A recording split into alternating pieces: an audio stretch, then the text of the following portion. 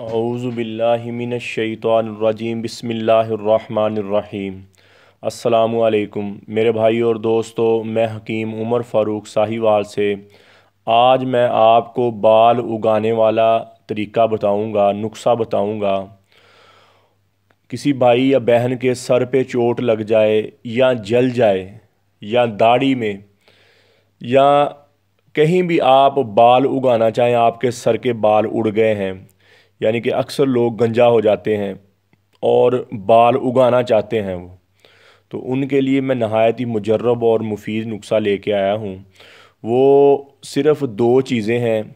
सबसे पहले आपने तिल का तेल लेना है, तिलों का तेल लेना है आपने आधा किलो, और उसमें आपने आधा पाव जौंकें लेनी है। आपने जौंकें जो पानी में होती हैं वो आपने जौंकें लेनी है, और आधा किलो तिलों के तेल में आपने उनको पकाना है। इतना पकाना है हल्की आंच पे कि वो जौंकें जल कर कोयला बन जाएं, और जो तिलों का तेल है वो भी जल जल कर आधा किलो से एक पाव रह जाए।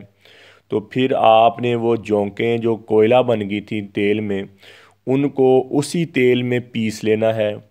उसी तेल में आपने उनको अच्छी तरह पीस कर मिक्स कर देना है ताकि वो सारा ही तेल बन जाए। और मेरे भाई मेरी बहनें, जो जली हुई जगह से बाल उड़ गए थे और जब वैसे सर गंजा हो गया, उस पर आप तेल मलें। इंशाल्लाह आप 25 से 30 दिन ये तेल मलें, आपके बाल दोबारा उग आएंगे। और जिन जगहों पे बाल जलने की वजह से सड़ गए थे या चोट लगने की वजह से उन जगह पे बाल नहीं आते, उस पर भी लगाएं इंशाल्लाह, तो आपके बाल आ जाएंगे। ये नहायत ही मुजर्रब और मुफीद नुस्खा है। लोग इस नुस्खे से बहुत बहुत पैसे कमाते हैं। अक्सर चाइना का तेल आपने सुना होगा, बड़ा मशहूर है, जो बाल उगाने वाला है। ये मेरे भाई और दोस्तों, मैंने वही नुस्खा आपको बता दिया है। ये नहायत ही मुजर्रब और मुफीद नुस्खा है। आप इसको बनाएं और गंजेपन का बेहतरीन इलाज है ये। इसको 25 दिन 30 दिन लगाएं, आप ख़ुद देखेंगे आपके बाल नए उगना शुरू हो जाएंगे, आप हैरान हो जाएंगे।